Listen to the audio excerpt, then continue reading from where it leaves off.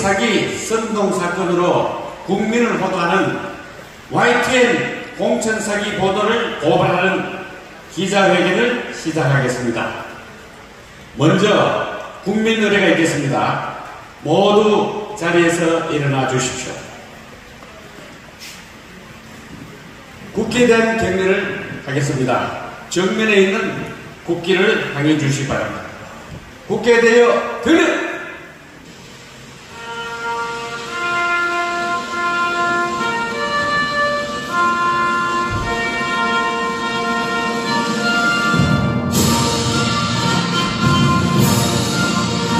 나는 자랑스러운 태극기야. 자유롭고 정의로운 대한민국의 무궁한 영광을 위하여 충성을 다할 것을 굳게 다짐합니다.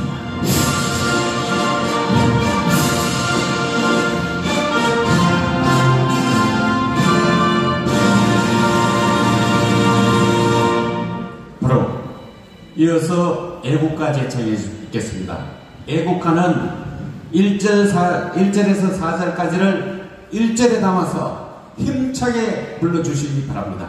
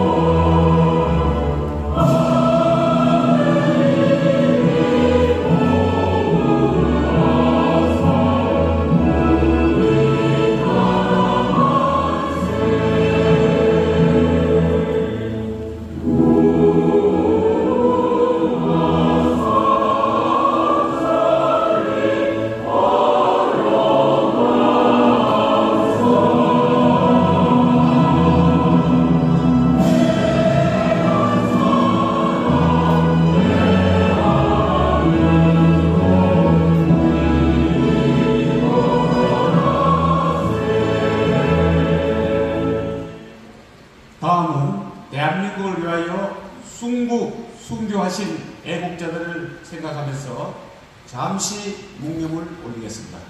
일동 묵념.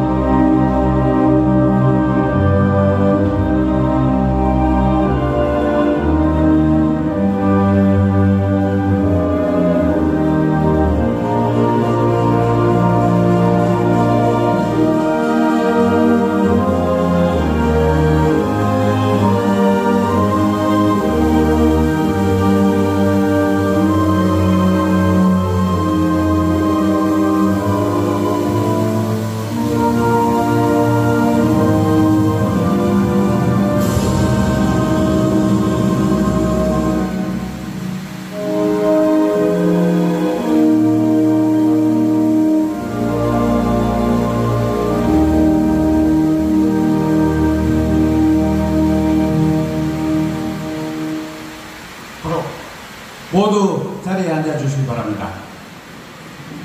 나라가 백척간도에 섰을 때 정말 이 나라가 어디로 가고 방향을 잡지 못할 때 홀로 나와서 목숨을 걸고 광화문 애국체육을 이끌어서 정권교체를 기록하신 국민혁명 의장님이신 정건 목사님 죽이기가 곳곳에서 자행되고 있습니다. 심지어는 김정일이까지도 제일 타켓으로 삼아서 이분이 없어지면은 바로 이 나라가 연방계로 갈 수 있는 토대를 만들 수 있는데 하는 그런 아쉬움을 가진 자들이 모두 와서 이 위대한 정건 목사님을 죽이려고 하고 있습니다.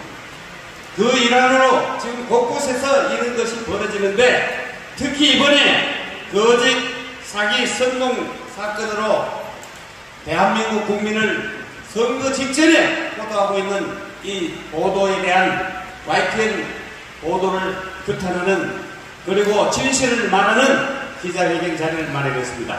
우리 정건 국민혁명 의장님을 모시겠습니다. 큰 박수로 맞아주십시오.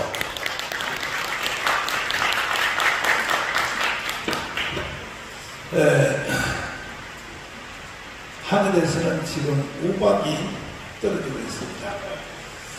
이러한 상태에서도 우리 언론사 여러분들이 많이 참석해 주시는 데 하여 감사드립니다. 오늘 저는 기자회견을 통하여 두 가지를 언급하려고 합니다. 첫째는 이 거짓 선동 사기 언론, 여기에 대해서 제가 말씀드리고, 두 번째는 이것을 방지하는 대책에 대하여 제가 또 말씀을 드리고자 합니다. 존경하는 5,300만 국민 여러분, 그리고 30만 목회자, 25만 장로님, 세례를 받은 1,700만 세례교인 여러분, 군번을 가진 1,200만 우리 제한국민의 회원 여러분, 제가 심각한 심정으로 제가 여러분에게 말씀을 드리겠습니다. 이렇게 말씀드리면 저를 보고 너무 앞서간다 이렇게 말할지 몰라도 지구촌에서 사라집니다. 그 이유는 지금 국민의 절반이 거짓의 60% 가까이가 거짓에 속아 있습니다. 사람으로는 이재명과 한동훈 때문에 반드시 대한민국을 망하게 되어 있습니다. 이 말이 이해가 안 되시는 분들은 공부를 좀 더 해야 됩니다. 원래 대한민국이 없어질 수밖에 없는 상태는 문재인 대통령의 초기 때였습니다. 초기 때. 저는 선지자로서 그 사실을 먼저 간파했기 때문에 한기총 대표회장으로서 사람이 오래 사는 게 중요한 것입니다. 한국 교회와 조국 대한민국을 위하여 생명을 던질 때는 정확한 시간에 생명을 던져야 된다 하고 광화문 운동을 주도했습니다. 그 결과 저는 3번의 감옥살이를 했습니다. 왜? 자기들이 하려고 하는데 동의를 하지 않는다고 하는 이유 때문에. 여기에 누가 통보했느냐? 언론사들이요. 특별히 공중파, KBS, 정광훈의 사생활 탐구라는 이 프로를 만들어서 1년에 40분 이상 보도를 했습니다. 일개 종교인을, 일개 목사를 나를 죽이려고 KBS에서 40분 이상씩 편집을 해서 저를 보도했습니다. 왜 그랬을까요? MBC 방송 보십시오. CBS 로컬 뉴스 보십시오. 그리고 내가 감옥에 있을 때 직접 텔레비에서 봤는데 SBS가 한 20분 동안을 보도하는데 정광훈 가짜 신학교를 만들어서 지금 기독교인들을 혼란시키고 있다. SBS 했어요? 안 했어? 내가 아는 청교도 신학이 가짜 신학교입니다. 한국에서 최고의 신학자들이 지금 장로의 신학대학 현직 교수님 김철웅 교수, 종신대 최고의 역사학 교수 서경원 박사님, 그리고 주경신학 중에서도 모세궁의 최고의 권위를 가지고 있는 변성복 교수, 그리고 내 친구 손원재 박사님, 기라성 같은 이런 분들이, 유범주 교수, 한국의 최고입니다. 전부 다 이게 외국 가서 박사학위 받아본 사람입니다. 이런 분들이 주도하는 이 지금 청교도 신학을 사이비 신학이라고요? SBS 사과하십시오. 그리고 저보고 사이비 교단을 만들었다고 했어요. 저는 아직까지는 교단을 안 만들었습니다. 내가 선거 끝나고 정말로 한국교회 전체가 참여하는 교단을 만들어 볼까 생각 중입니다. 왜? 이 상태로는 한국교회가 역사적 사명을 감당할 수 없기 때문입니다. 아직까지는 안 만들었어요. 그런데 내가 감옥 갔을 때 3년 전에 이미 벌써 사이비 교단을 만들었다고 했어요. SBS 책임지시라고요. 그러면 왜 3대 공중파, 특별히 또 종편, YTN, JTBC 이 사람들은 왜 나를 죽이라고 할 거예요? 이렇게 이 역사적 배경을 잘 해야 됩니다. 이것은 민노총이 가지고 있는 언론 노조 때문에 이렇게 된 겁니다. 그러면 민노총이 가지고 있는 언론 노조는 북한의 영향력을 받는 거 다 알고 계시죠? 이번에 일어난 YTN의 거짓 사기 선동 언론 사건도 이거는 나는 채우는 북한의 짓이라고 보는 겁니다. 그러면 구체적으로 YTN이 이번에 거짓 사기 선동 조작 사건을 보도한 것에 대해서 말씀드리겠습니다.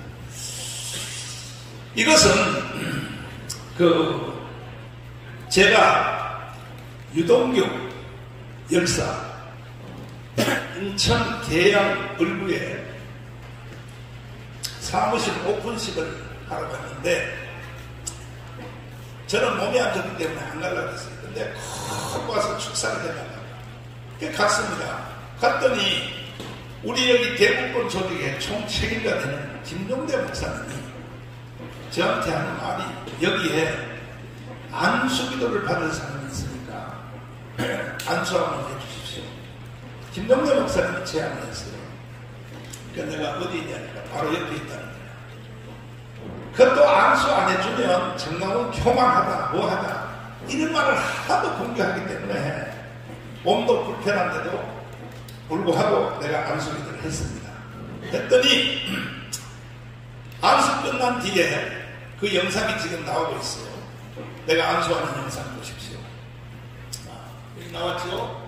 안수 끝났더니 봉투 하나를 노란 봉투입니다. 우리가 쓰는 흔한 봉투도 아니에요. 노란 봉투에 두께로 봐서는 내가 볼 때 현금으로 100만 원 아니면 100만 원 거의 맞을 겁니다. 200만 원도 안 돼요. 그것을 저한테 넘겨줬어요.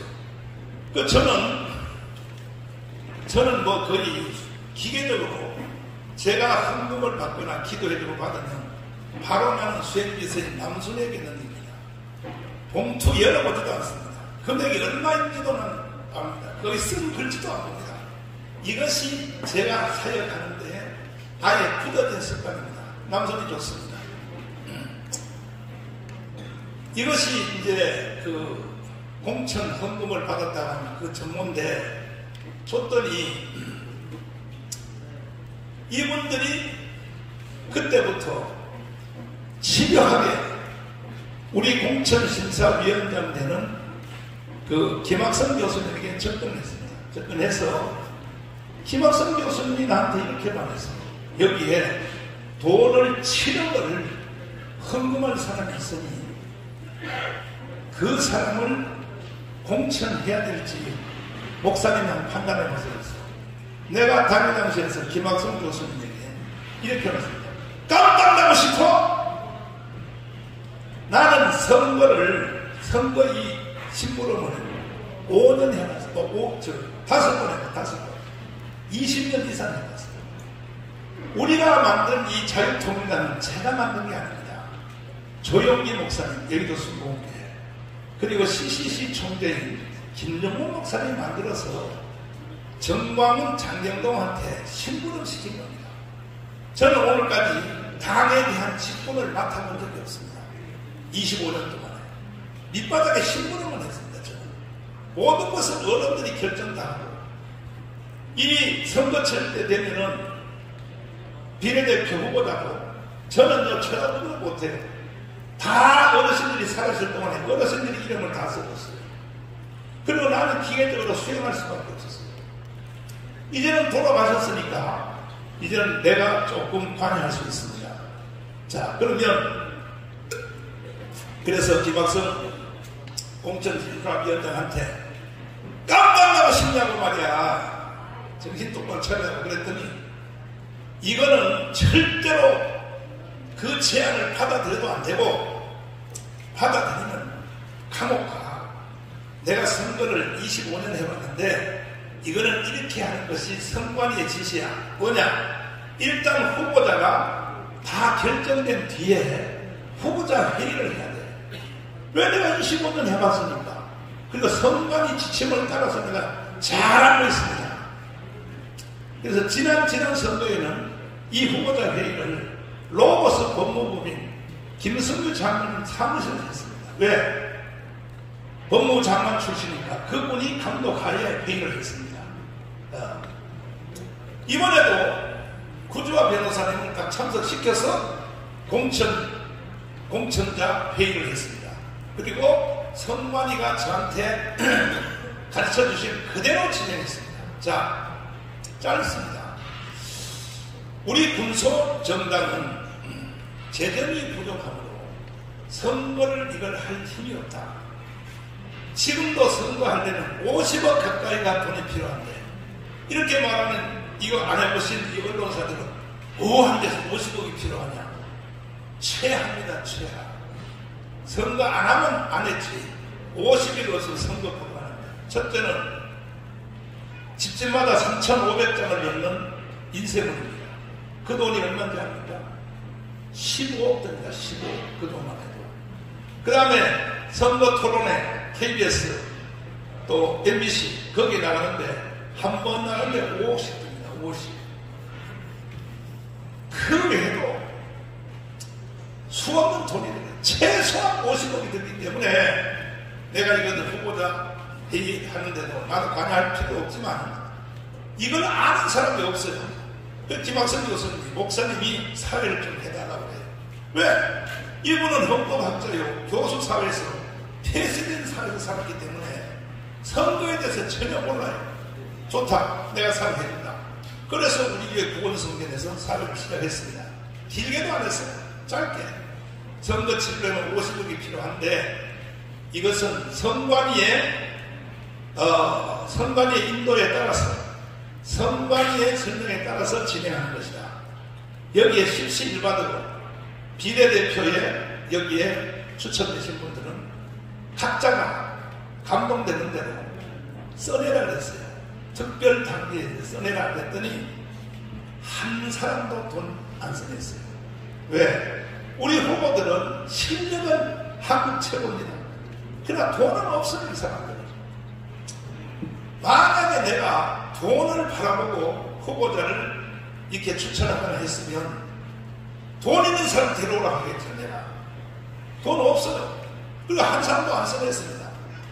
그래서 후보자 회의를 마치고 당회장실로 들어갔더니 바로 이번에 사기 공천의 주범 되시는 그 부부가 둘이 내 방에 따라 들어왔어요. 들어와서 하는 말이 이게 이제 사기입니다. 뭐냐.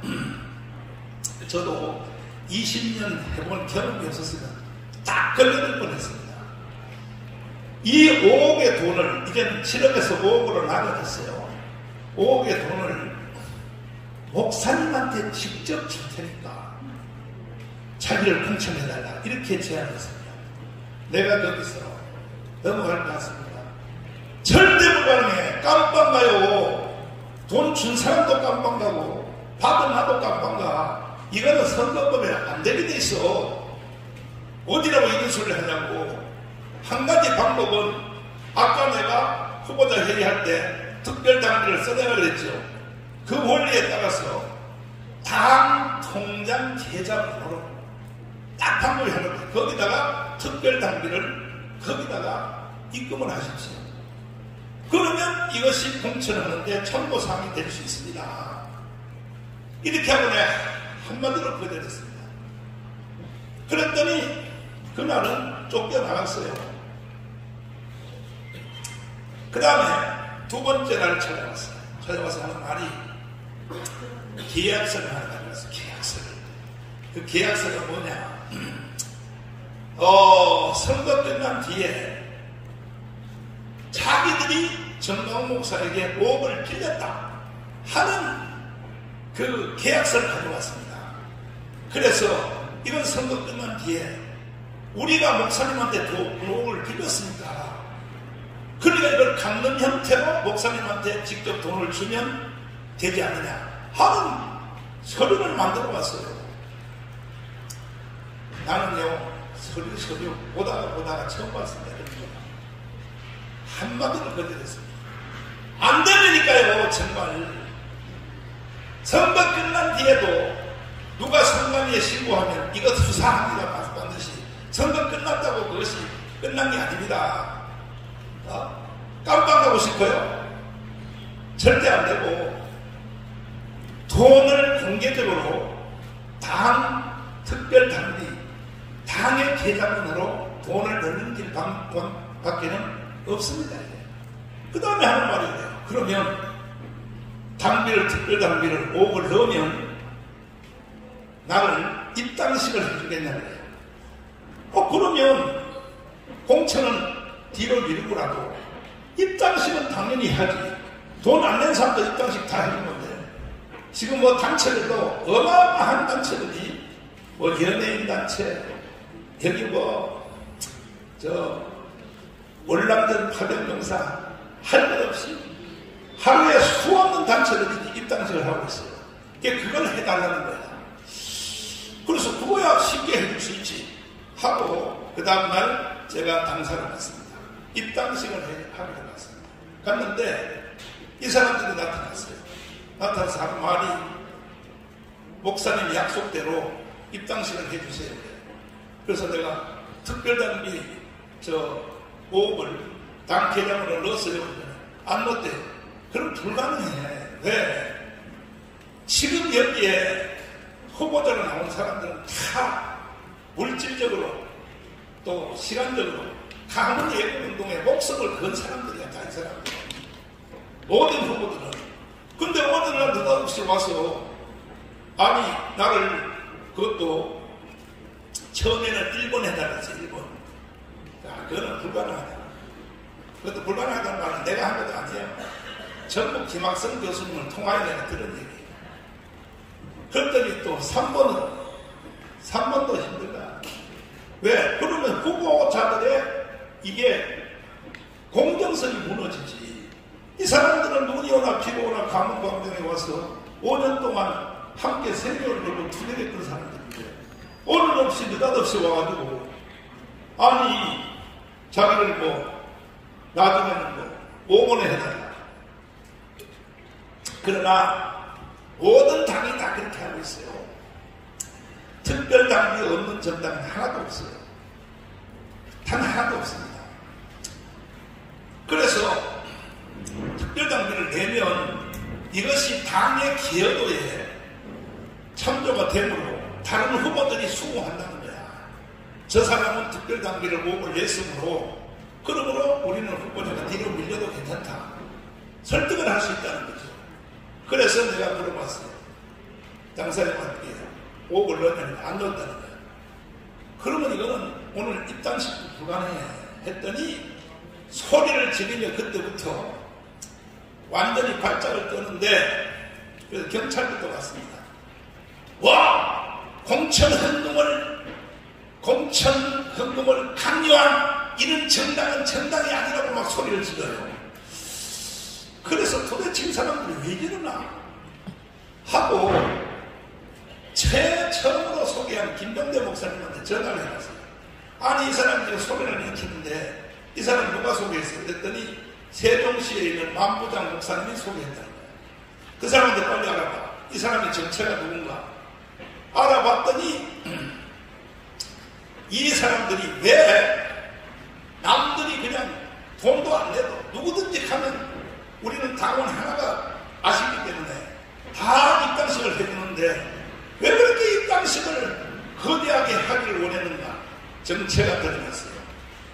이 사람들은 작년 3일절 때 일장기를 자기의 그 아파트에 바깥에 보이는 거기다 일장일을 개양했다가 대소란을 익힌 바로 이 사람들입니다. 보십시오. 여기 이 사람입니다. 그래서 그때에 YTN이 거기 출동을 했습니다. 출동을 해가지고 그때에 YTN 기자하고 친하게 됐습니다. 이 사람이. 자, YTN 기자하고 찍은 사진 한번 보십시오. 이 사람이 YTN 기자입니다. 그때부터 YTN 기자하고 벌써 협력 관계에 들어갔다고 나는 합리적 의심을 하는 겁니다. 그런데 이번에 이 사고를 일으킨 것은 뭐냐? 이미 우리 당에 입당도 하기 전에, 당에 소리도 넣기 전에 이들이 자유통일당의 이름을 도용해서 사무실에서 이러한 퍼포먼스를 했어요. 그 내용을 한번 보십시오. 아니 이거만 자유통일당 정경 정책에 대하여, 아니 이분들이 정신이 좀 나간 사람들이지, 아니 당에 관계성도 없는 사람들이 당의 행사를 자유통일당의 전방정책 해가지고 거기에는 뭐 별걸 다 써놓고 이런 행사를 했단 말이에요. 그러니까 그것을 합리화시키기 위해서 늦게 난처해. 존경하는 뭐예요? 한번 틀어봐 줄래요 그러면? 자기들끼리 거기 쇼한 거. 존경하는 국민 여러분, 당원 동지 여러분, 애국 동지 여러분, 무거운 책임감을 가지고 겸허히 대한민국 앞에 선언하기 위해 이 자리에 섰습니다. 본인이 하여는 제21회 총선 예비후보 등록을 마치고 본 자리에서 국회의원 출마를 선언합니다. 대한민국의 해군으로 드넓은 바다를 지키던 저는 문재인으로 인해 나라가 위태하여 무너진 것을 눈앞에서 여실히 보게 되었. 여기 보세요. 여기 보증금 없는 세종시 지방법원 보상은 여기 보면요, 반려동물 뭐 보호법 이런 것을 자기들 마음대로 떠들어댔어요. 이것이 우리 당과 공식적인 접촉도 있기 전에 이런 짓을 한 거예요. 이거는 당의 이름을 도용한 거죠. 아시다시피 지구당에 설지라도 중앙당의 통제 없는 행사는 불가능한 겁니다. 이런 짓을 해놨기 때문에 이것을 합리화시키려고 당에 입당식을 해달라고 저한테 내달렸다는 것은 이게 나중에 정체가 다 드러난 것입니다. 그래서 소란을 피우고 막 난리를 치니까 그때서 막 소란을 치니까 경찰을 불렀습니다. 경찰을 불러서 몸싸움하는 과정에서 우리 송삼대 교수님하고 몸싸움도 일어나고 했습니다. 그런데 즉각적으로 YTN이 왔어요. 이 YTN과 미리 공모했다는 나는 합리적 의심을 하고 와서 그들하고 기자회견을 했어요. 하는 내용이 뭐냐? 첫째, 계양에서 자기가 정강 못한데 안수기도를 받으려고 1억의 수표를 줬다. 1억짜리 수표를 줬다 그랬습니다. 잘 들어보세요. 그래서 내가 남선이한테 물어봤습니다. 왜? 나는 헌금을 안 보니까 너 정말 그 봉투 받은 게 1억이냐? 남선이가 깜짝 놀라는 거예요. 그 얼마 받았냐? 글쎄 100만원짜리로 한 100만원 정도 두께가 노란 봉투입니다. 이거는 다 본 사람입니다. 김종대 주위에 있는 모든 사람들이 다 본 것입니다. 그 정도의 금액이지 않겠냐? 그러면 남순이는요, 돈을 받으면 전부 다 기록을 해요. 헌금한 사람. 제일 기준을 500만원 이상 받은 헌금은 핸드폰 번호, 그 사람의 이름, 이걸 다 쓰라 그래요. 봉투에 다 쓰라 그래서 이게 받아요. 근데 남순이가 와서 기록을 보니까 없는 거야. 이거는요, 남순이의 메모에도 없는 걸 보면, 그러면 남순이가 받으면 이건 교회 지정부로 또 넘겨요. 그래서 지정부장 우리한테 물어봤어요. 1억짜리 수표를 지정부에서 본 적 있냐? 없다는 거예요. 그랬더니 이걸 우리가 강력하게 반박을 했더니 이제 말을 비틀었어요. 1억짜리 수표가 아니고 10만원짜리 수표로 1억을 줬다. 그래서 내가 그랬어요. 그러면 10만원짜리 수표를 어느 은행에서 찾았냐? 이것을 내가 한번 물어봤어요. 물어봤더니 한 말이 ATM기 기계에서 세 군데서 나눠서 출력을 했다는 거예요. 그럼 나는 뭐 ATM기가 뭔지 나 잘 모르니까. 그럼 내가 물어봤더니 ATM기 기는 하루에 600만원밖에 못 찾는다는 거예요. 그럼 세 군데서 나눠서 뽑았다. 그래도 3, 6, 18, 1800만원밖에 안 되는 거예요. 또 거짓말을 계속 하는 거예요. 그래서 이걸 가지고 강력하게 우리가 반론을 폈더니 지금 와서는 또 뭐라 그러냐? 수표로 준 게 아니고 현찰로 줬다 그랬어요.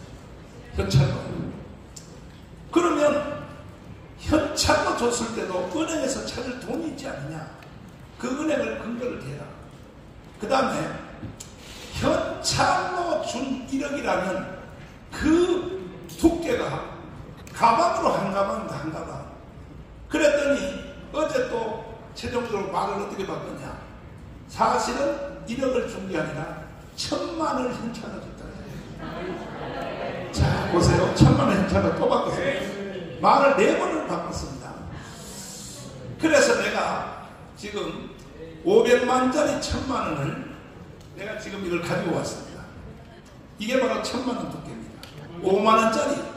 5만짜리 이 현찰에 이게 두께가 됩니다. 그런데 그가 안수기도 할 때 나한테 넘겨준 그 봉투는 이 정도의 절반도 아닙니다. 노란 봉투, 일반 봉투가 아니에요. 노란 봉투요. 자, 그래서 지금은 1000만원짜리 현찰로 줬다고 이렇게 지금 말을 바꿨으면 이걸 YTN에다가 자기들이 그대로 다시 재설명을 했어요. 그럼 YTN이 처음에 이 사람의 진술대로 보도한 내용 그대로 이 사람이 자기가 오해했다, 자기가 틀렸다 하는 것에 대하여 YTN이 보도를 해야 돼요, 안 해야 돼요? 이걸 보도해달라고 우리 쪽에서도 신청을 했어요. 못 해준다는 거야. 이 YTN은요 반드시 문 닫게 해야 돼요.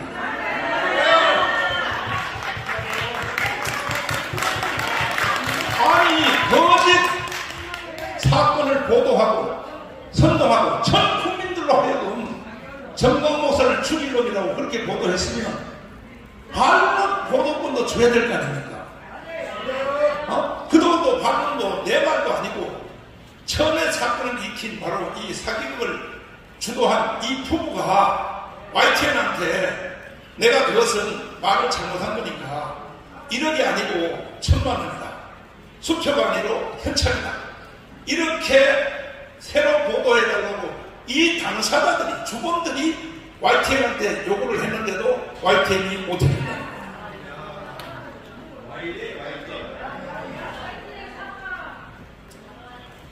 이것이 언론입니까? 이미 YTN은 이 YTN은 범죄 집단의 언론입니다. 이 사건이 일어나기 전에도 지나간 1년 동안에, 10년 동안에 우리 교회 사태를 완전히 사기로 보도를 했습니다. 특별히 JTBC 정광훈 목사가 주민들을 협박하여 500억을 뺏었다. JTBC 온라인이 안 왔겠지. 아니 모든 언론이 실수도 할 수 있어요. 거짓 보도도 할 수 있으나 같은 시간에 같은 내용으로 같은 반론의 시간의 길이를 상대방한테도 줘야 되는 거 아닙니까? 그래야 여러분들의 실수를 줄일 수 있잖아요. 정강훈 목사 하나에 대해서는요, 일방적으로 보도해버려요. 심지어 신창원 같은 살인자의 그 말도 수갑 차고 들어갈 때 반론의 기회를 줘요. 왜 이런 일을 했습니까? 그 바로 살인자한테 돼요. 그러면 사회가 불공평해서 나는 정의감을 했습니다. 말도 안 되는 말을 해도 언론에 그대로 보도해요. 왜? 대부분의 재판이 이루어지기까지는 무죄 추정의 원칙입니다. 그러니까 살인자도 반론의 기회를 주는 거예요. 그런데 정강훈 목사한테는 왜 안 줍니까? 내가 대한민국 공간에 70인생을 살면서 애국운동 40년, 50년 하면서 내가 대한민국에 그렇게 나쁜 짓을 했습니까? 모든 언론사들 잘 들어보세요. 제가 강원운동 안 했으면요, 공부 좀 하세요. 대한민국은 북한의 연방제로 넘어갔습니다. 북한의 연방제로 넘어간 상태에서 언론이 존재합니까? 5,300만 국민 여러분, 여러분들은 첫째로 하나님께 감사하고 두 번째는 정강훈 목사한테 감사해요. 정강훈 목사가 강원운동을 비가 오나 눈이 오나 5년 동안 주도 안 했으면 대한민국은 북한의 연방제로 이미 넘어갔어요. 특별히 100만 공무원 여러분, 청와대에서 근무하는 350명의 비서관 여러분, 당신들은 사실을 제대로 알아야 돼요. 정강훈 없는 대한민국은 없는 거예요.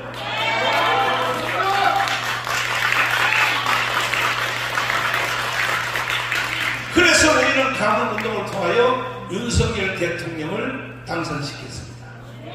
정권교체를 이루어졌습니다. 그래서 대한민국이 지금 존재돼 가고 유지돼 가고 있는 것입니다. 완전히 이긴 게 아닙니다. 5년 연기됐을 뿐입니다. 그러나 윤석열 대통령은 집권한 지 1년 만에 알게 됐습니다. 아하, 이 대한민국이 위험해졌구나 하는 것을 대통령이 알게 됐다는 것을 연설에서 직접 표현했습니다. 그러나 이렇게 하여 살려낸 대한민국이 또 이재명 때문에, 한동훈 때문에 결국 대한민국은 없어지고 북한 연방제로 가기 직전까지 왔으니, 이런 상태에 있는 이 대한민국은 우리가 또 구경만 할 수 있습니다. 저는 목숨 걸고 내일 토요일 1시부터 강원대회를 다시 진행하기로 결정했습니다. 이거는 정치도 아니요, 이거는 뭐 사회운동도 아니요, 대한민국의 생존의 문제를 걸고 나는 이 사태를 막아낼 것입니다. 존경하는 5,300만 여러분, 국민 여러분, 30만 목회자 여러분, 그렇게도 내 말이 귀에 안 들립니까? 25만 장로님 여러분, 1,200만 군번 가진 여러분, 100만 공무원 여러분, 다시 말씀드릴게요. 정광훈이 없으면 대한민국은 이미 끝난 거예요.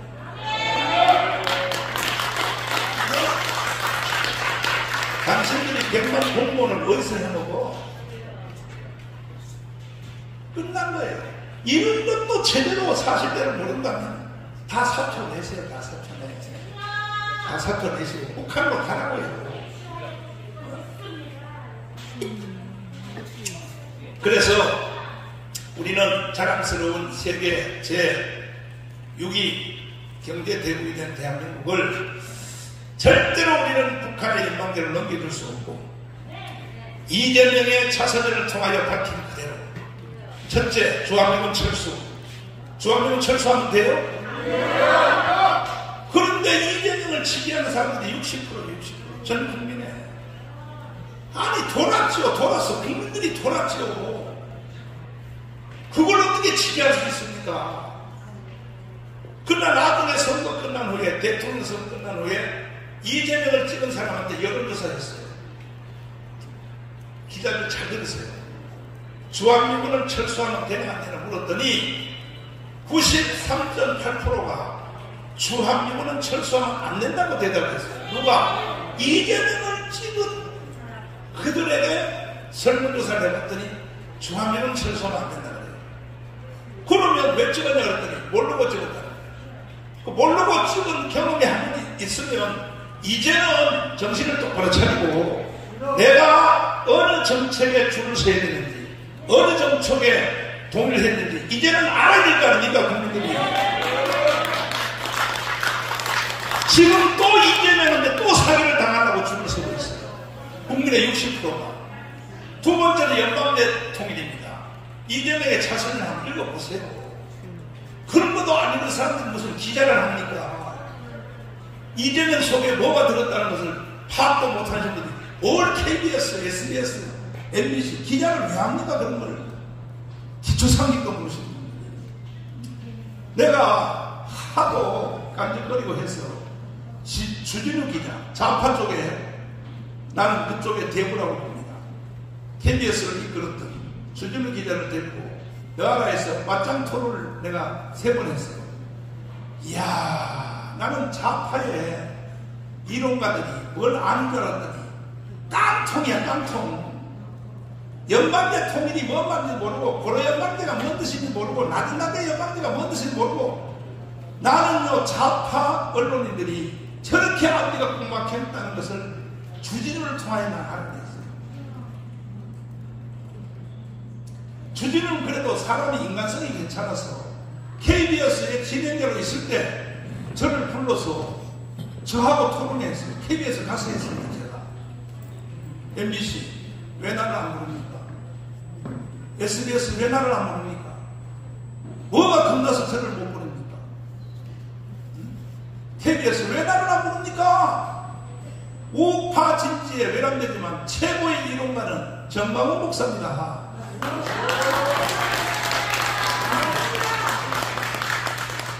뭐가 겁나서 나를 안 부릅니까? 수백 개의 종편 언론사들 왜 나를 안 부릅니까? 그러고도 당신들이 뭐 A채널, 조선TV 그 다음에 또 뭐 MBN 당신들이 우파 언론사라고 할 수 있습니까? 정광훈도 못 부른 사람들이 뭐를 말이야. 정신들 나가는 말이야. 그럼 왜 정광훈을 건너서 못 부르냐? 내가 딱 나가면 사실을 정확하게 국민들에게 다 알릴 수 있어요.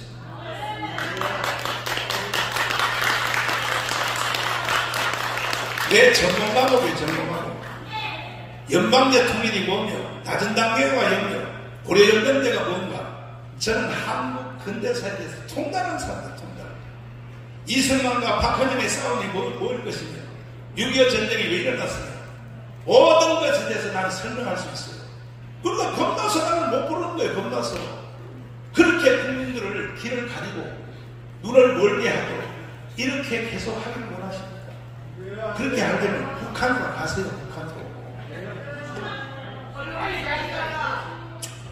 자, 그래서 저는 마지막 결론으로 오늘 선포합니다. 거짓 가짜 언론을 선동하는 언론사들에 대하여 감시단을 우리는 조직할 것을 선포합니다.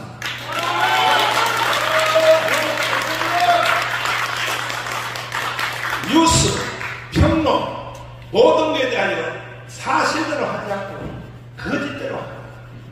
특별히 헌법을 거스리는 식으로 보도를 하거나 대한민국 공동체는 헌법 안에 있는 겁니다. 헌법을 거부하고 헌법을 이탈해서 평론하거나 이러한 하는 언론들에 대해서는 3가지 조치를 취하야 합니다. 첫째, 법적 대응을 하는 겁니다. 모든 사건에 대하여 우리 변호사들이 준비 다 하고 있습니다.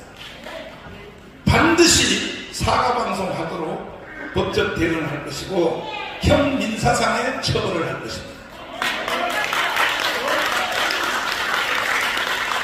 두 번째로 이 가짜 언론을 선포한 사람들은 광고주에 대하여 책임을 묻겠습니다.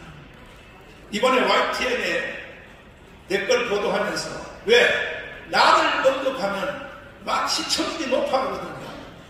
그리고 뒤에 광고를 붙여요. 대기업 광고입니다. 이 가짜 언론사에다 광고를 하는 기업은 우리는 그 모든 것을, 물건을 사는 것을 불매운동을 진행하겠습니다. 한번 붙어보자고요. MBC, JTBC, 나도 한번 붙어보자고. 이미 당신들은 부도났지? 왜 부도난지 알아요? 가짜 언론을 계속 보도하니까 광고주들이 안 붙어서 당신들 부도났잖아. JTBC 부도났잖아요. 왜 부도난지 알아요? 한두 번 속지 안 속아요. 가짜 사기 사건을 계속 보도하고 그 중에 주범이 정강훈 죽이기로 계속 하니까 결국은 거기다 누가 광고하겠습니까? 그래서 부도난 겁니다. 이제 내가 문을 닫게 해드릴 테니까 JTBC와 MBN에 대하여 사건별로 가짜 언론을 선동 보도하는 이 사건에 대해서는 거기에 앞뒤에 광고 붙이는 회사들은 불매운동을 나는 강력하게 추진하여 대한민국의 언론을 나는 바로 잡겠습니다. 대한민국에 살면서 대한민국을 거부하는 이런 언론을 왜 하냐는 말이에요. 한 가지 추가로, 이건 내가 인용하려고 하는 것이 아니라 사실이니까. 아니, 윤석열 대통령을 선거해서 뽑았다면 그러면 대통령 임기 동안에는 대통령의 정책에 대하여 언론이 사실 그대로 보도해야 될 거 아닙니까? 이 윤석열 대통령이 얼마나 열린 사람이냐. 출퇴근 시간에 기자들하고 직접 대화하는 이 제도를 시작을 했어요. 근데 MBC 기자가 느닷없이 질문하기를 하도 또한 질문하니까 도저히 상담을 할 수가 없다. 왜? 질문 자체가 다 종북적인 질문을 하는 거예요. 사실도 아닌 것들에 대하여 윤석열 대통령이 워싱턴에 갔을 때 이런 발언을 했다. 이런 식으로 대통령을 몰고 가니까 대한민국 언론들의 중에 절반은 온타가 되는 거야. 헌법이 명령하는 헌법 3조 거기에 대해서 우리나라 헌법은 자유민주주의 시장경제에 따른 평화통일을 명령하고 있습니다. 그건 헌법대로 해야죠. 왜 헌법을 거부하고 연방대 통일을 외치게 합니까? 그래서 윤석열 대통령에게도 제가 요청했습니다. 이번에 선거 이거 무효입니다. 그리고 지지율 떨어진 거, 30% 떨어진 거, 그거 실망하지 마세요, 대통령님. 왜? 대한민국 전체 국민들이 사기를 당하고 있어요. 그러니까 헌법 72조가 대통령한테 명령하는 이 명령대로 이번에 총선할 때에 투표를 한 번 더 하면 돼요. 헌법 72조 한번 띄워봐요. 뭐라고 명령해요? 없어요? 여기 있어요. 보세요. 이건 대통령에게 주어진 임무면서 책임이면서 대통령은 이렇게 해야 되는 거예요. 72조입니다. 대통령은 필요하다고 인정할 때는 외교, 국방, 통일, 기타 국가 안위에 대한 관한 중요한 정책을 국민 투표에 붙일 수 있다 없다. 그러면 지금같이 국가 안위, 그 다음에 이런 같은 지금 같은 위기가 어디 있습니까? 이거는요, 내가 볼 때는 6.25도 위험했고 광주 사태도 위험했고 다 대비해 10월 폭동부터 전라도의 27 폭동, 제주도 4.3 폭동, 여순 반란 사건, 6.25 전쟁 다 위험했지만 지금 현재가 윤석열 대통령이 대한민국이 가장 위험한 때를 맞이했습니다. 왜냐하면 대한민국을 해체하고 이 연방대로 북한을 넘기자. 이게 이재명의 자서전에 딱 적혀있죠.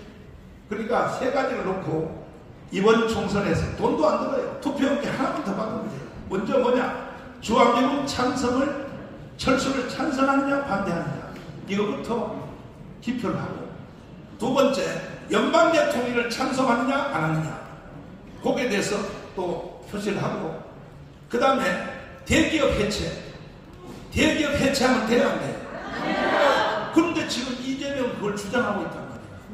그래서 선거철 되니까 다 감춰놓고, 윤석열 대통령은 남은 3년 다 하면 안 된다. 선거 끝난 즉시 윤석열은 스스로 스스로 탄핵한다. 정신 나간 소리예요. 이런 것들을 한밤에 진압하는 것은 뭐냐? 윤석열 대통령이 결단이 내려야 됩니다. 두 번째는 한동훈 비대위원장입니다. 여기 대해서 강력하게 타격을 해야 되는데, 어제부터 이제 타격을 좀 시작했더라고요. 이 개새끼 같은 한동훈 입에서는 안 나올 말이거든, 그게. 원체 급하는 거 이제 막 욕이 나와요. 그 욕은 원래 내가 전개했던 건데. 한동훈 입에서 드디어 나왔어. 몇 달 해보니까 이 인간이 아니거든. 그러니까 이 개새끼 같은 데라고 정치 못하겠다고 나왔어요, 그때 한동훈 비대위원장. 이제 내 심정을 아십니까? 욕을 하려면 진작 하셔야 돼요. 욕을 안 해도 이 정도는 해야죠. 이재명, 당신 같은 사람하고는 선거 못해. 우리는 선거 보이콧할 거야. 그리고 당신의 정책부터 먼저 까발려 차선들 내용을 설명해 가면서 주한미군 철수, 연방제 통일, 그리고 대기업 해체, 이거부터 입장을 밝히려고 계속 한동훈이가 먹고 가야 될 텐데, 한동훈은 정치 경험이 없는 사람이라서 그냥 우파들만 열광시키면 되는 줄 알고, 그 사이에 국민들이 다 눈이 멀어가지고 이미 이재명한테 줄 선 사람이 60%. 이거는 한동훈이가 책임을 져야 됩니다. 지금도 늦지 않았어요. 한동훈 대표님, 내일 광화문 집회에 나오십시오. 아니, 저쪽은 모든 이념으로 뭉쳐져서 저쪽에서는 다 조국 무슨 누구야, 모든 좌파단체, 심지어 이성기 정당이 부활한 단체까지 공천을 다 그쪽으로 맞춰서 결국 결정적인 순간에 하나로 모이려고 하는데, 왜 한동훈 비대위원장, 왜 혼자만 하나로 안 돼요? 강원은 내일 나오십시오. 아직도 안 늦었어요. 와서 연설 한번 하고 내 손 붙잡고 같이, 우리는 남은 선거를 우리는 강원과 같이 한다 선포합니다. 이것만이 한동훈 비대위원장이 살 길인 유일한 살길입니다. 그러나 지난 2주 전에 발언한 것처럼 우리 국민의힘 정당은 너무 우파 쪽으로 왔어. 우파 쪽으로 와요. 아직요 국민의힘 정당이 좌파요, 좌파. 중도도 못 갔어요, 중도도. 그래서 앞으로 저 좌파 정치인들하고 같이 협력을 해야 돼. 정신 나간 소리 하고 앉아서. 당신은 국민의힘 정당의 대표가 될 수가 없어. 이것을 제대로 하려면 이승만 공부 새로 하고. 한동훈 입에서 이승만 말 나오는 거 봤어요? 이거는 범죄입니다, 범죄. 박정희 말 나오는 거 봤어요? 이 두 말을 못하는 사람은 우파 정당의 수장이 될 수가 없어요. 다 용서해 줄 테니까 이제 시간이 없어. 무조건 내일 강원 오후 1시까지 한동훈 비대위원장님은 꼭 나오셔서 연설 한마디 하시고 내 손 붙잡고 사진 하나 찍으십시오. 이것만이 이길 수 있는 길입니다. 이것만이 윤석열 대통령을 선거할 때 나왔던 78%의 유권자들을 투표 현장으로 불러낼 수 있는 유일한 길입니다.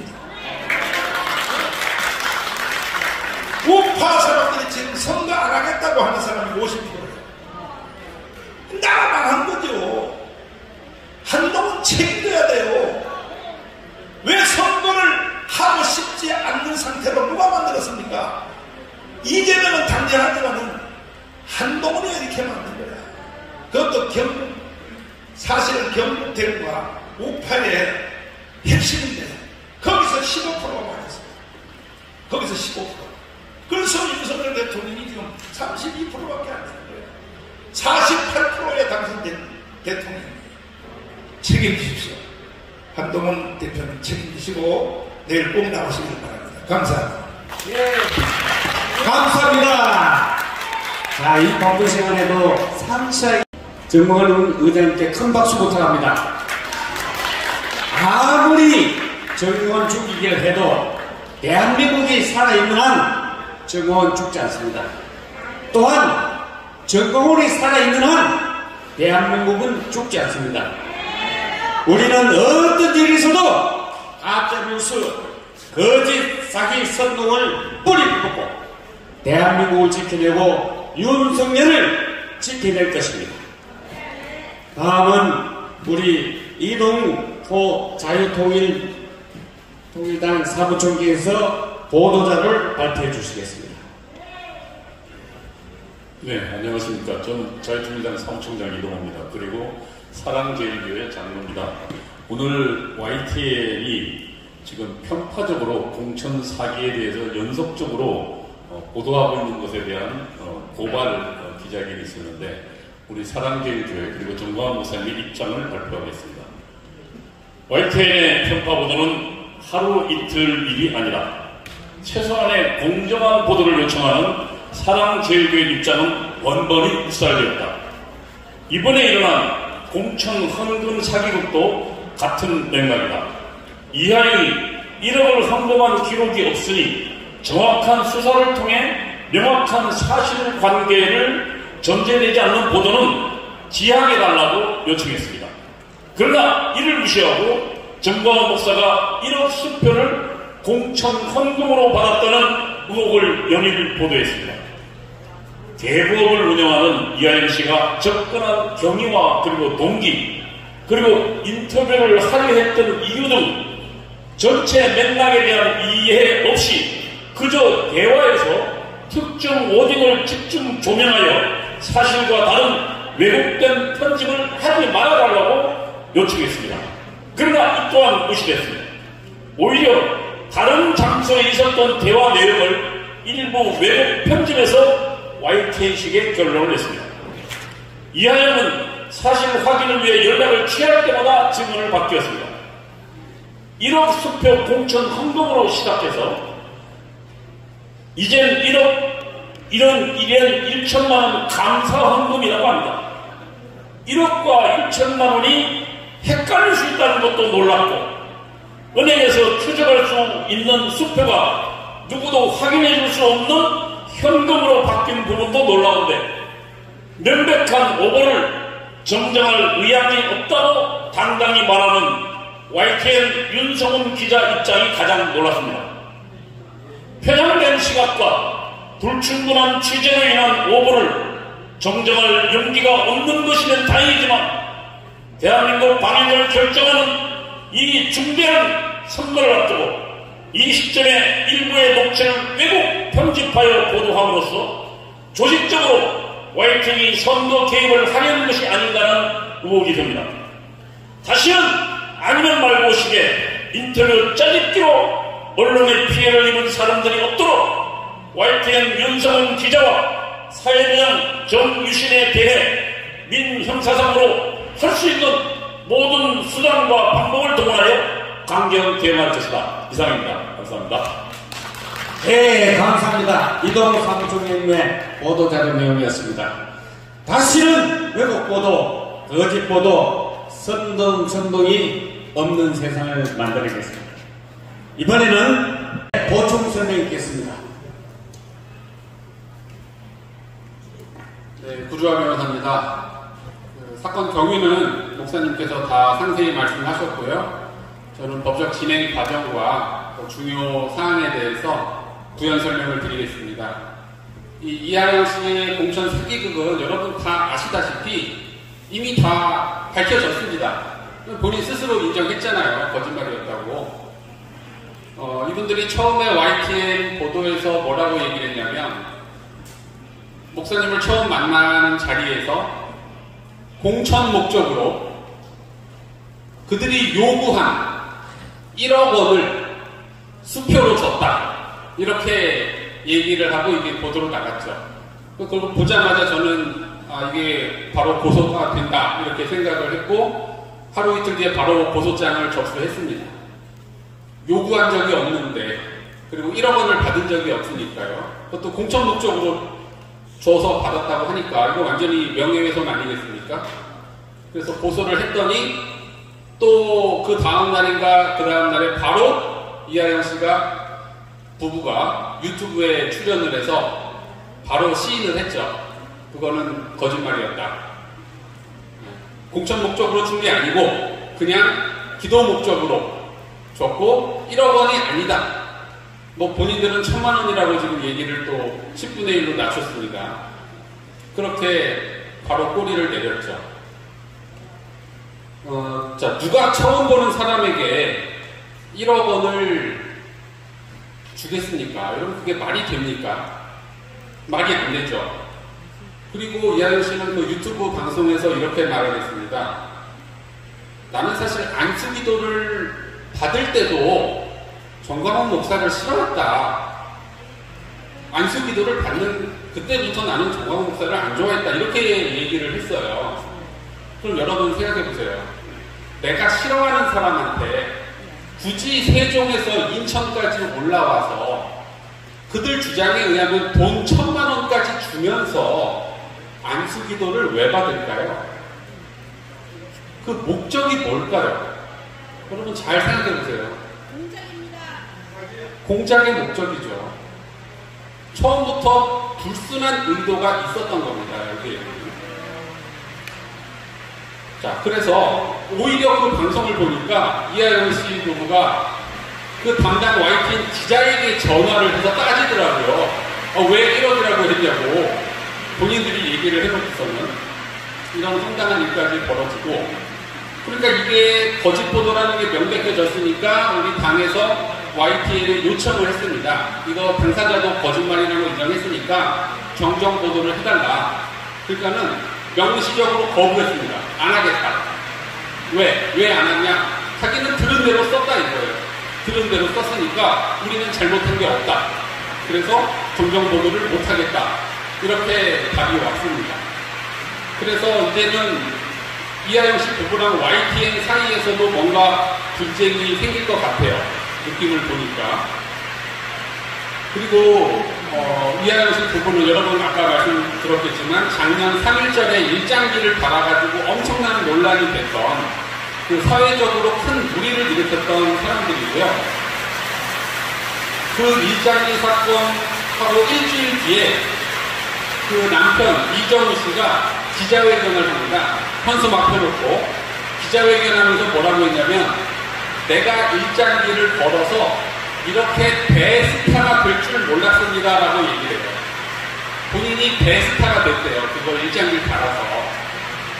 그러니까 그런 분들이에요. 그분들이 뭔가 우리의 평범한 범위를 굉장히 벗어나는 그런 언행을 하는 사람들이라는 거죠. 근데 중요한 거는 그 당시에 이미 그 사람들이 YTN과 인터뷰를 합니다. 1년 전에.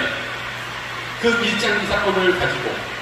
그 말은 뭐냐면 YTN은 이미 이번에 그 공작 보도를 할 때부터 그 사람들이 그 일장기 사건의 당사자라는 것을 알고 있을 가능성이 매우 높다는 거죠. 그러면 그 사람들의 말이 도저히 믿을 수 없는 말이라는 것을 알면서도 이번에 또 그 보도를 했다라고 우리는 의심할 수밖에 없는 겁니다. 자, 그리고 저는 여기서도 놀란 게 YTN이 최초 보도를 했을 때 그 보도가 신빙성이 없다는 것을 우리보다 다른 언론사들이 먼저 알았더라고요. 다른 언론사들이 먼저 알고 아무도 그 보도를 인용 보도하지 않았습니다. 그래서 역시 언론사들이 이 눈치가 진짜 빠르구나 이거를 느꼈고요. 그러면 YTN은 도대체 왜 이런 공작 보도를 했을까? 여기에 동조해가지고 그 사람들이 당사에서 나와서 거의 곧바로 YTN하고 인터뷰를 했거든요. 그럼 YTN은 도대체 왜 이럴까? 모든 게 다 언론 노조에서 일어나는 것이고 그 언론 노조의 위에는 어디가 있습니까? 민주노총이 있죠. 그리고 민주노총의 조직국장이었던 사람이 바로 석건호 씨고 그 석건호 씨는 지금 어디에 있죠? 네, 감옥에 있습니다. 국가보안법 위반 혐의로 북한에서 지령을 받았다는 혐의로 감옥에 가 있어요. 그러니까 북한 지령 받는 사람들이 민주노총의 조직국장이고 그 밑에 언론 노조 모든 언론사들이 지금 있고 거기에 지시에 따라서 사실상 움직이고 있는 겁니다. 그래서 이 사건이 우리는 굉장히 지금 심각한 상태로 보고 있는 것이고 지금 당 지지율이 뭐 거의 5% 가까이 지금 올라가고 뭐 이렇게 되니까 언론사들이 이렇게 공작을 부리는 게 아닌가 이렇게 생각을 하고요.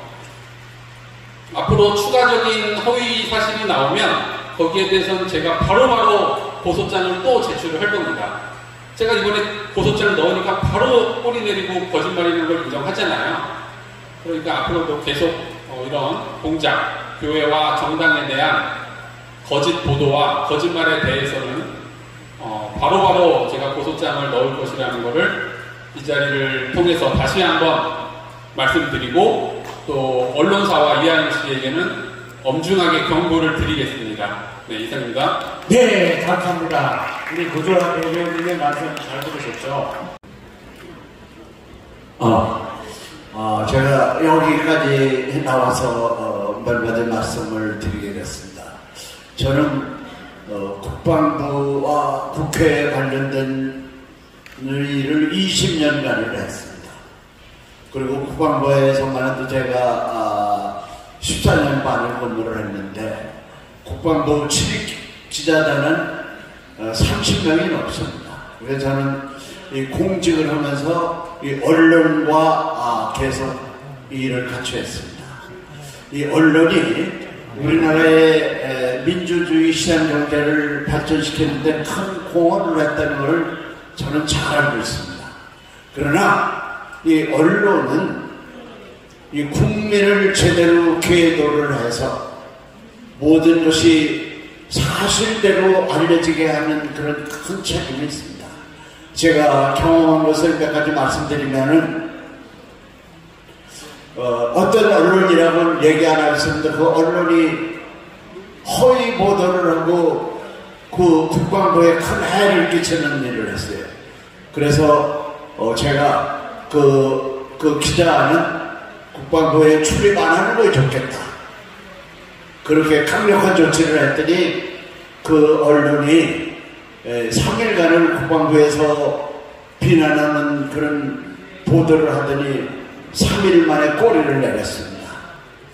저와 또 우리 국방부에는 정책실장을 그 언론 사장과 편집국장이 만나자고 해서 사과를 하고 다시는 그런 기사를 안 쓰겠다.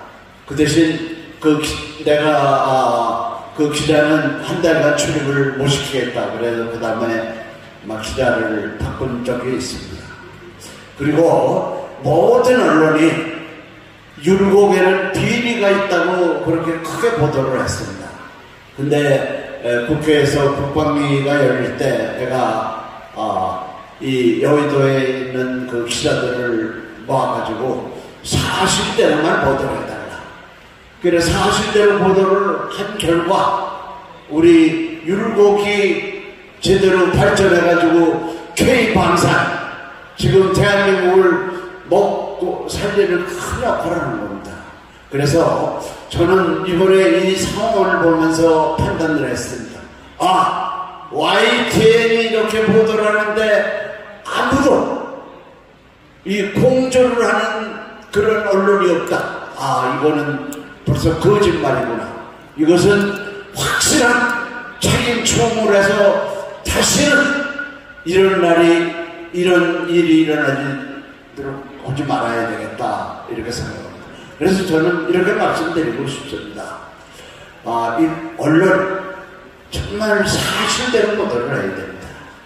그리고 과거 좌파 정부에서 한명합사를 해체해서 미군을 철수시키려고 할 때 저는 그것을 반대하는 천만선동에 앞장섰고, 또 다른 쪽에서는 한명합사 해체는 미군을 철수시키자는 쪽, 이 MBC에서 양짝에서 저를 일주일간 그 MBC에서 5명이 취재를 한 적이 있습니다.